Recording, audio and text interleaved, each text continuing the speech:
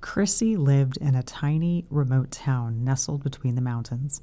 There was one stoplight, one post office, one general store, one dusty train stop, and one church. Occasionally, tourists came to hike or camp, but most of the time, it was just the townspeople, and that was exactly the way they liked it. Music was Chrissy's life. At the age of 3, she started playing the violin.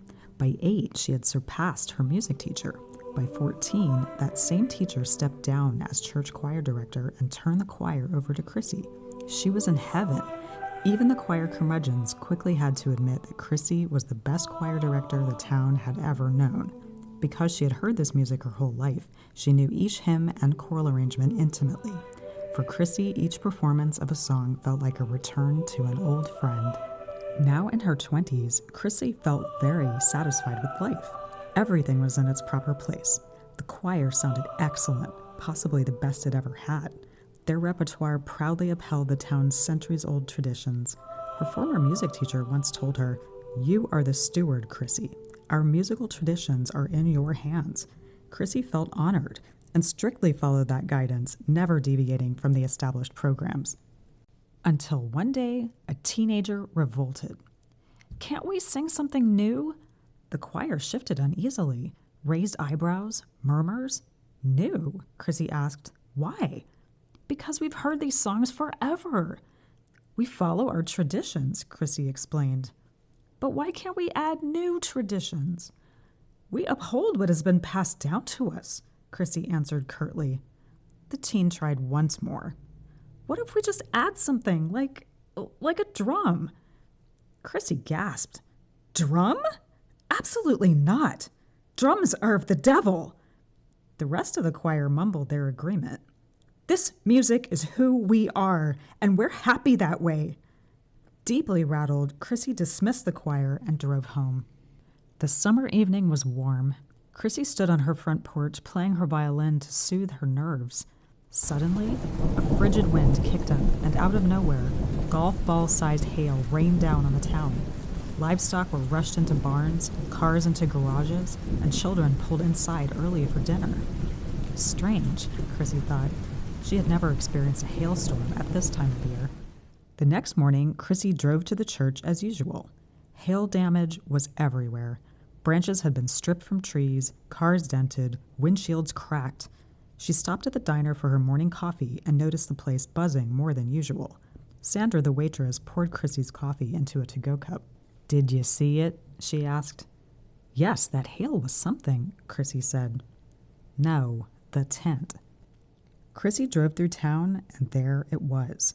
Tucked between the train depot and the general store was a big, tattered yellow tent with a faded sign reading "Miss Jessie's Traveling Band" in red block letters.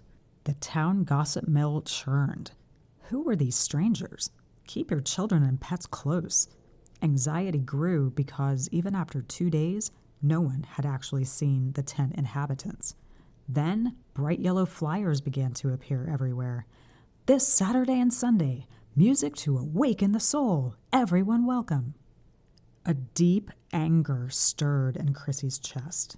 The idea of strangers forcing their music on her town was unbearable.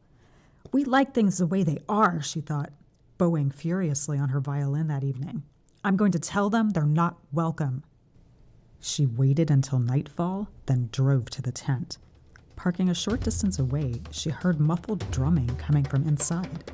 As she approached, the drumming stopped and a flap opened. A tall, powerful African-American woman stood in the doorway, thick steel gray braids cascading down her back. She wore heavy necklaces with dangling talismans and large gold bracelets stacked up her arms. Chrissy stared. She had only seen a handful of African-Americans in her life. None lived in her town.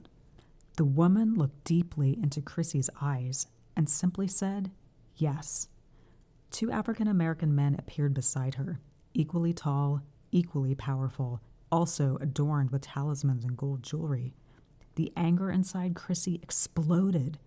"We don't want people like you here," Chrissy yelled at them. "Get out! Get out or you'll have trouble!" The drums started again. The woman nodded. The men walked toward Chrissy with grim determination. Chrissy screamed and turned to run, but they grabbed her arms and dragged her into the tent. The drums grew louder. Beautiful, but too wild. The rhythm seized her body. "Drums are of the devil!" Chrissy screamed as they laid her on a raised altar. The men held her down while the woman passed a small bundle of burning leaves over her body. Acrid smoke burned Chrissy's nose and throat. She gasped for air. The woman gripped Chrissy's head with both hands and began to sing in a deep, resonant alto. "Demon, demon, we see you, we call you. Demon, demon, we see you, we call you. Demon, demon." Chrissy screamed, but the drums swallowed her cries. She knew no one would hear her. A dark force surged through her, and she nearly broke free, but they were stronger. A bottomless, inhuman rage boiled up. A dark green liquid began to ooze from her pores. Chrissy screamed a scream that shattered her into 1,000 pieces. Then everything went black. Chrissy awoke to 3 worried but kind faces hovering over her. The sweet scent of Palo Santo filled the air. The woman stroked Chrissy's hair and hummed, "Welcome back, beautiful soul." The men smiled warmly. "What happened?" Chrissy asked.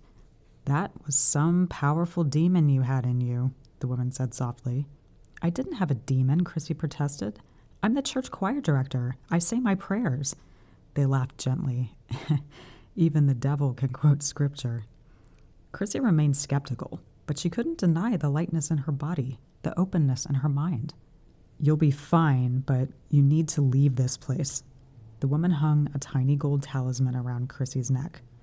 "This will help, but only for a little while. The evil is too strong here." She gave Chrissy a gentle hug. "You'll see." Chrissy showered as soon as she got home, scrubbing a strange green film from her skin. Unable to sleep, she played her violin more beautifully than ever. In the calm morning light, Chrissy decided it had all been a bad dream, until she noticed the talisman still hanging around her neck. She decided to keep it on and tucked it beneath her blouse. At the diner, Sandra the waitress looked haggard, skin sagging in ways Chrissy had never noticed before. Sandra hissed, "We seen 'em, Chrissy. That tent's full of blacks." For reasons she couldn't explain, the words hurt today. The talisman hummed. "So what?" Chrissy replied. "The Lord smiles on all his children. They just want to play music." Sandra's eyes went black. Her voice dropped into a low snarl. "You one of them race traitors, Chrissy?" The talisman grew warm against Chrissy's skin. The diner fell silent. Familiar faces turned toward her, sunken-eyed, seething with irrational rage.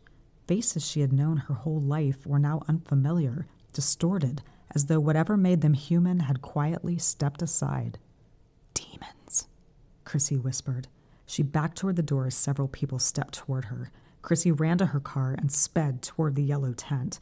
The talisman burned hotter with every mile. In her rearview mirror, a mass of demons chased her, clawing at the air. She skidded to a stop. A tent flap opened. She heard the wild drumming.